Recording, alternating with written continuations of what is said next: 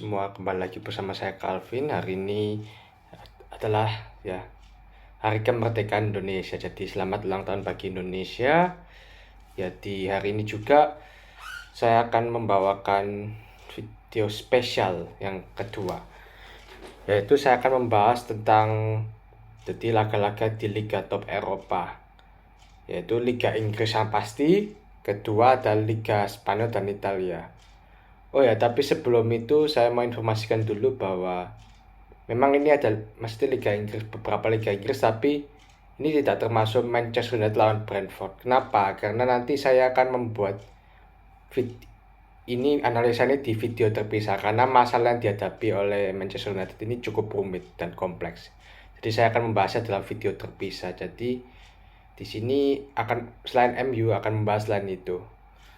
Oke, yang pertama itu adalah Arsenal lawan Leicester City. Ya, ini dua tim menurunkan formasi terbaiknya. Arsenal turun dengan formasi biasanya 4-2-3-1, sedangkan Leicester City bermain dengan ini defensif 3-5-1-1 atau bisa dibilang 3-6-1 juga. Jadi ini Arsenal seimbang sama Leicester ini seimbang. Ya, tapi Arsenal lebih dominasi secara peluang. Terbukti mereka di babak pertama mereka mempercepat 2 gol dua-duanya lewat Gabriel Jesus, striker baru mereka yang dibeli dari Manchester City. Nah, Gabriel Jesus akhirnya bisa beradaptasi dan ini cetak gol pertama dan keduanya di Liga Inggris musim ini. Tapi ini sajanya bisa hat-trick sih, cuma dia sayangnya membuang beberapa peluang gitu. Kemudian di babak kedua, Leicester mulai membalas lewat own goal, atau gol bunuh dirinya si William Saliba. Jadi awalnya dari bola crossingnya Jonny Evans dari belakang, crossingnya bagus by the way, dari ke James Justin yang pemainnya Leicester City di heading. Nah, William Saliba ini sebenarnya membuang bola, soalnya kan itu kan headingnya Justin kan ngumpan ke rekannya, tapi headingnya Saliba ini, defendernya Arsenal ini malah ngarah ke gawang sendiri. Sayangnya katanya komentator saya bilang he doesn't find the right angle. Maksudnya dia tidak bisa menemukan sudut yang tepat dulu untuk membuang bola keluar gawang, malah masuk ke gawang sendiri gitu. Nah, tapi ini mental ya. Jadi setelah gol tersebut, bunuh diri tersebut, lama kemudian Arsenal cetak gol lagi lewat golnya si Granit Xhaka. Ya, ini kalau gol tak bilang ini golnya ini blunder dari kipernya ya, kiper dan Fofana juga. Karena Fofana ini katanya miskomunikasi sama kipernya, dan jadi kan dia ngambil bola, tapi bolanya karena ada si Fofana di depannya, jadi bolanya dilepas. Siapa itu Gabriel Jesus tinggal ngumpan ke Granit Xhaka yang putar di posisi bebas tanpa kiper dan gol. Oke, jadi 3-1 bagi Arsenal. Kemudian James Maddison memperkecil ketinggalan lagi bagi Leicester. Jadi 3-2 lewat kerjasamanya dengan Iheanacho, itu mantan striker Manchester City. Dia menendang dan mengolongi kipernya Arsenal, itu Aaron Ramsdale, dikolongi dan gol gitu. Tapi nggak lama kemudian, 1 menit loh, jadi Maddison cetak gol 3-2. Kemudian Arsenal cetak gol lagi lewat Martinelli. Ya, ini menunjukkan bahwa mentalnya Arsenal ini sudah cukup kuat. Meskipun mereka mulai sama lawan mulai menyerang, tapi mereka nggak menyerang, mereka malah bisa mencetak gol lagi dan bisa menyelesaikan permainan gitu. Walaupun di segi penguasaan bola itu kalah Arsenal, tapi mereka bisa menangkan pertandingan ini hal yang cukup luar biasa gitu. Nah, kita sudah selesai Arsenal lawan Leicester. Sekarang kita membahas AC Milan lawan Udinese. Bentar ya, ini saya sambil lihat statistiknya juga. Nah, ini jadi AC Milan ini dari awal pertandingan ini sudah mendominasi lah, tapi secara mengejutkan Udinese yang unggul dulu.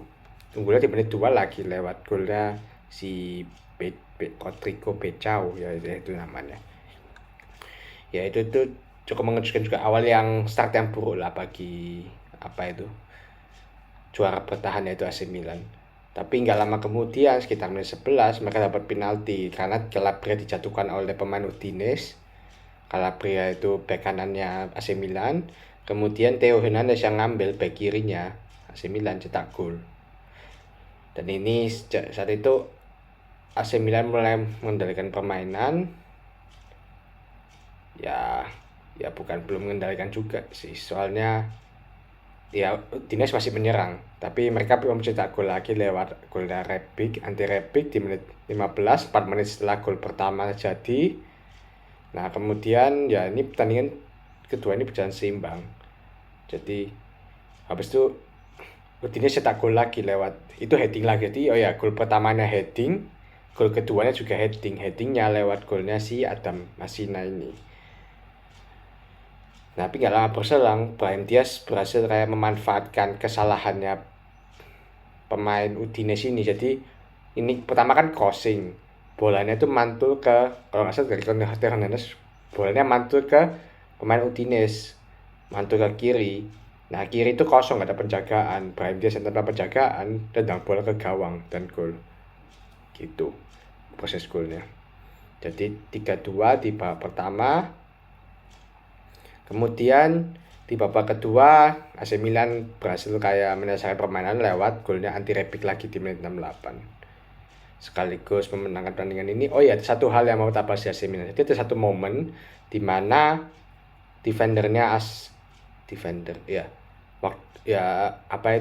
pemain Udinese kan lari bebas. Ya bebas sama soalnya di belakangnya ada Fikayo Tomori. Habis itu di depannya ini ternyata ada namanya, aku lupa namanya siapa, ini Kalulu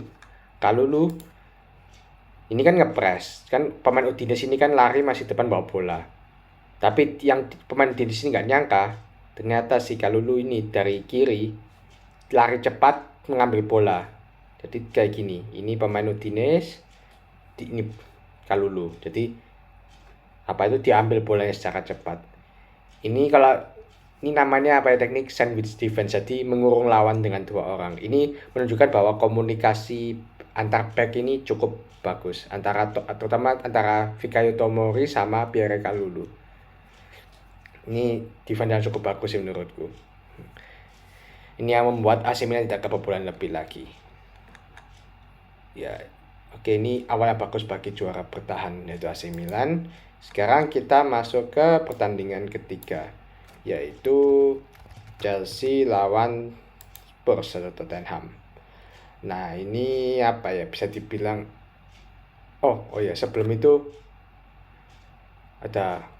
sebelum Chelsea ya, Barcelona lawan Rayo Vallecano dulu, lupa. Barcelona lawan Rayo Vallecano. Ini Barcelona ini kan, jadi aku lihat kenapa, karena dia mendatangkan beberapa pemain. Jadi mereka mendatangkan banyak pemain termasuk Robert Lewandowski, Rafinha, kemudian ada Jules Kounde, dan memperpanjang kontrak Ousmane Dembele. Sebenarnya siapa lagi ya? Aku lupa ya. Sementara 4 itu, dan di pertandingan ini sama Andreas Christensen 5. Mereka yang pemain barunya yang diturunkan yang langsung jadi starter itu ada Christensen, Rafinha, dan Lewandowski. Nah Barcelona ini mainnya jujur aja nggak seperti Barcelona biasanya. Ini lebih mengandalkan skill individu sama umpan panjang. Kalau katanya satu analis bola itu, karena di tengah itu Pedri sama Gavi itu terus maju ke depan. Nah sebenarnya nggak masalah midfielder maju ke depan, tapi masalahnya adalah mereka kan posisinya bukan penyerang, mereka itu gelandang. Gelandang itu bukan hanya tugasnya untuk menyerang dan cetak gol, tapi gelandang fungsinya juga untuk bertahan, untuk jemput bola dari belakang. Maksudnya jemput bola dari belakang itu kalau misalnya bolanya di back atau di belakang, gelandang menjemput bola, maksudnya gelandang kayak ini loh, kasih saya bola dari belakang gitu. Nah ya, apa ini mungkin Gavi sama Pedri masih terlalu muda, jadi apa itu mereka masih pingin egois ke depan gitu. Padahal kasihan juga Busquets tok yang di belakangnya kaptennya tok yang mau ke belakang untuk ambil bola.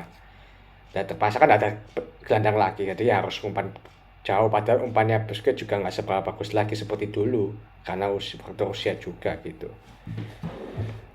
Jadi ya ini kayak mungkin juga ya, dan juga Ousmane Dembele sama si Rafinha ini sebenarnya juga dapat banyak peluang, beberapa peluang tapi belum mampu dimaksimalkan. Lewandowski dapat peluang juga tapi golnya itu dianulir karena offside. Jadi sempat cetak gol tapi dianulir karena offside.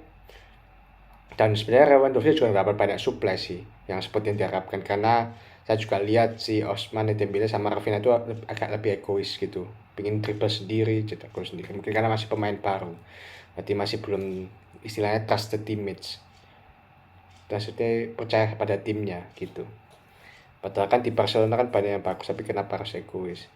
Dan juga Gavi dan Pedri sebenarnya nggak perlu maju ke depan karena mereka bukan penyerang gitu, mereka kan istilahnya gelandang yang harus membantu bertahan dan menyerang. Kalau menyerang pun mungkin lebih ke playmaking, bukan ke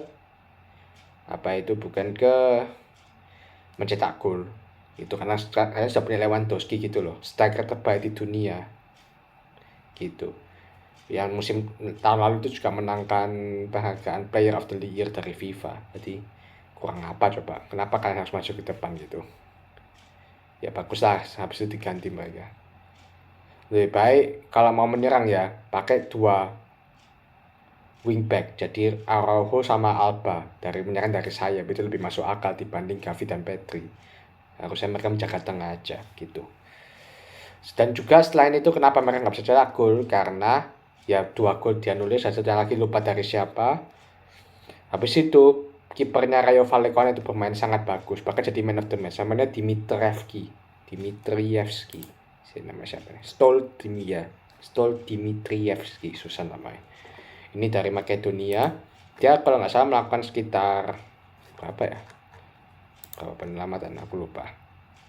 6 kalau nggak salah. Iya 6. Jadi ini kiper yang luar biasa. Kalau nggak ada dia mungkin Barcelona sudah dapat setidaknya 2 gol atau 3. Gitu. Jadi dan juga kan dia bilang kayak Vallecano cuma bertahan menunggu. Ya aku kurang setuju sih, soalnya bahkan di menit terakhir Rayo Vallecano itu setidaknya bisa cetak gol lewat Falcao, pemain pengganti Radamel Falcao, striker dari Kolombia, satu striker terbaik, tapi dianggap offside, jadi nggak dianulir golnya gitu. Jadi ya mereka itu juga menyerang, mereka itu juga mulai bisa mencari celah untuk menyerang, tapi Ter Stegen juga lagi lumayan bagus, jadi makanya mereka nggak kebobolan. Jadi 0-0 ini ya gak imbang, dan juga Busquets terkena kartu merah di menit-menit akhir ya, itu nggak perlu sih, tapi ya sudah lah, ya dia juga manusia ya. Tapi saja ini karena dia kapten sih, makanya harusnya dia nggak melakukan itu. Dia kan harusnya jadi contoh terutama bagi pemain muda ya, tapi ya semoga dia ke depan bisa belajar lagi gitu. Dan semoga di Barcelona aku harap ada regenerasi, maksudnya nggak banyak mengenakan pemain-pemain tua gitu.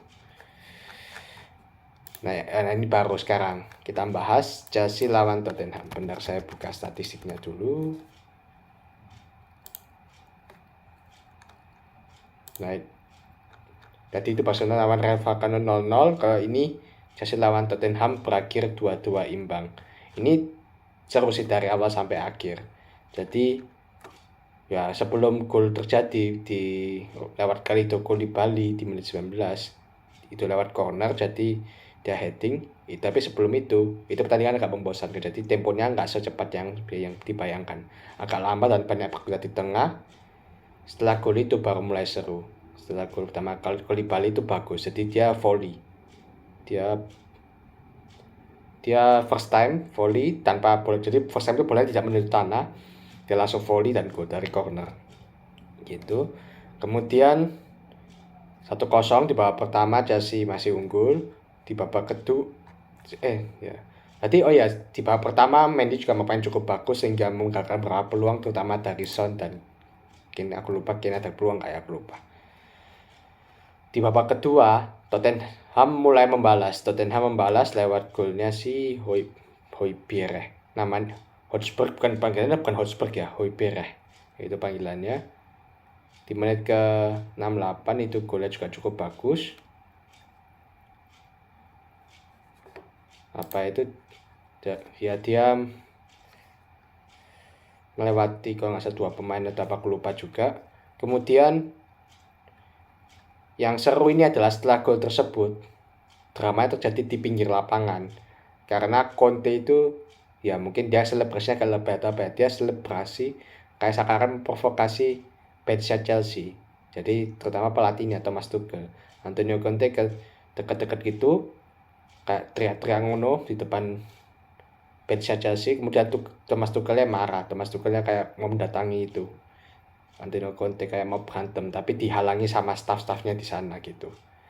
Kemudian apa itu, Chelsea bisa cetak gol lagi lewat si Reece James di menit 77. Jadi prosesnya gini, Koulibaly dulu pertama yang menginisiasi serangan. Dia mengambil bola dari pemain Tottenham, kemudian bola diterima Kante ngumpan ke Sterling yang melihat Reece James dalam posisi bebas, umpan ke Reece James di kotak penalti dan gol. Itu tim play yang cukup bagus dan temponya sangat cepat sih. Bagus saja sini temponya, pemainnya gesit-gesit, terutama wingbacknya, jadi mainnya cepat, temponya cepat gitu.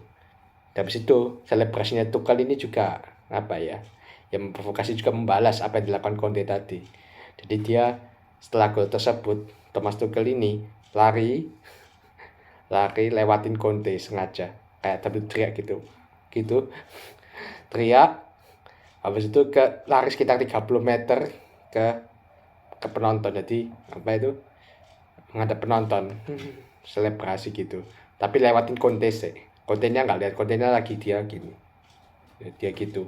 Maka dia mungkin nggak lihat si Tuchel. Buktinya setelah tandingan tadi dia ngeposting apa itu, ya kalau seandainya dia lihat Tuchel, dia bakal menjatuhkan itu. Tapi mungkin dia bercanda maksudnya. Nah di menit akhir ini, pas betul-betul di menit akhir, sayangnya Tottenham cetak gol lagi lewat Harry Kane. Itu lewat corner juga. Jadi aku lihat Harry Kane ini nggak dijaga, betul-betul nggak dijaga. Bukan Harry Kane sih, 3 pemain nggak dijaga sama sekali sama pemain Chelsea. Jadi tidak tahu pemain Chelsea itu kemana, di-heading dengan bebas sama Harry Kane dan tidak mampu dihadang oleh siapa itu, Mendy. Padahal Mendy itu main cukup bagus loh, dia lakukan setidaknya 2 penyelamatan bagus. Tapi sayangnya ya Tottenham masih berdapat peluang bagus dan mereka masih mampu cetak gol gitu di menit-menit akhir, pas 90+6. Jadi benar-benar di menit-menit akhir. Nah setelah pertandingan ini drama terjadi. Jadi kan setelah pertandingan kan 2 pelatih salaman, tapi salamannya itu Thomas Tuchel nggak mau lepas, sampai akhirnya berantem lagi antara Tuchel sama Conte, sampai harus dilerai lagi sama 2 staff. Akhirnya 2 pelatih ini dapat kartu merah. Tuchel sama Conte dua-duanya dapat kartu merah karena bertengkar di akhir pertandingan. Itu tidak hanya pelatih akhirnya, sampai staffnya pun, sampai pemain-pemainnya pun sampai berdebat gitu loh. Jadi ini emang panas. Inilah kayak ya rivalitas antar pelatih ya. Mungkin sekarang rivalitasnya antara Tuchel sama Conte mungkin. Ya sampai pertandingan Tuchel menjelaskan kenapa dia nggak lepas itu juga karena Conte-nya tidak respect. Jadi kan pas salaman tuh nggak ada kontak mata si Antonio Conte. Jadi Thomas Tuchel marah, dia lepas, habis itu berdebat mereka berdua. Ya, ini sebenarnya nggak terlalu perlu sih, tapi ya sudah. Mungkin ya emang kurang sopan sih. Kalau aku juga mungkin akan jengkel kalau salaman tapi nggak kontak mata gitu. Nah yang terakhir, ya ini terakhir aku lupa. Terakhir ini kita bahas AS Roma. Jadi ini aku juga lihat, soalnya sama kayak alasannya kayak Barcelona, AS Roma itu juga mendatangkan banyak pemain baru dan cukup terkenal. Pertama Paulo Dybala, kemudian Georginio Wijnaldum, siapa lagi ya? Satu lagi itu sebentar ya, aku agak lupa namanya siapa. Ada beberapa kok, nggak cuma 2. Oh ya, Matic, Nemanja Matic, pemainnya mantan pemain MU. Ya 3 itu sih. Dia duanya dimainkan sebagai starter, yaitu Dybala sama enggak sih, Dybala tok. Satu tok, yang duanya bermain sebagai dari cadangan. Yaitu Wijnaldum sama Matic jadi cadangan. Mourinho bermain dengan formasi 3-4-2-1, sedangkan lawannya 3-5-2. Ya mirip-mirip sih. Ya tapi jujur aja ya, ini bukan aku benci Mourinho atau apa, tapi pertandingannya memang membosankan sih. Lawannya padahal Salernitana ini papan bawah ini. Salernitana ini kan apa itu, tim promosi musim lalu, dan waktu itu sebelumnya bertengger di peringkat 17. Tapi pertandingannya jalan lambat.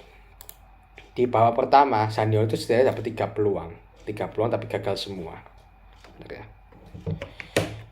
Dia dapat 3 peluang, semuanya gagal, satunya ditahan kiper. Kemudian Dybala juga dapat peluang tapi gagal. Baru mereka bisa cetak gol lewat si Cristante dari luar kotak penalti. Itu golnya cukup indah sih. Jadi melewati beberapa back pemain si Salernitana ini di sisi kanan gawang, gol dari luar kotak penalti. Ya apa ya, habis itu babak kedua sebenarnya AS Roma ini dapat banyak peluang lagi tapi nggak mampu memaksimalkan, dan ya masih banyak mengandalkan long ball jadi kurang efektif. Harusnya ya kalau misalnya AS Roma bermain lebih efektif memaksimalkan peluang, maka bisa menang setidaknya 3-0 atau 4-0. Karena ya Salernitana ini nggak banyak membuat peluang, dan mereka satu peluang yang bagus waktu itu tendang cut in hampir lewatin Rui Patricio, tapi syukur dia masih mampu menangkap. Itu top peluang bagusnya. Sisanya nggak ada banyak peluang bagus juga. Walaupun secara possession mereka unggul, tapi posisinya banyak di tengah, jadi bisa dihadang oleh AS Roma gitu. Dan juga apa itu, ya Dybala mungkin masih perlu nyetel ya, soalnya juga mereka apa itu masih kurang apa ya, kombinasinya masih kurang dan penyelesaian finishingnya masih kurang, jadi masih perlu dipoles lagi. Ya Neymar zaman sama Jorginho Wijnaldum mungkin tidak seberapa bisa dinilai karena masih mainnya tidak seberapa banyak dan belum starter juga, jadi mungkin di pertandingan selanjutnya bisa dinilai gitu. Tapi overall 1-0 ya lumayan bagi Mo, cuma gak bagus juga karena seharusnya masih bisa menang lebih. Semoga ke depan AS Roma bisa berbenah gitu. Ya itu saja sih video spesialnya ini. Kalau mau lihat nanti Manchester United bisa lihat di video selanjutnya nanti di sini. Terima kasih sudah menonton.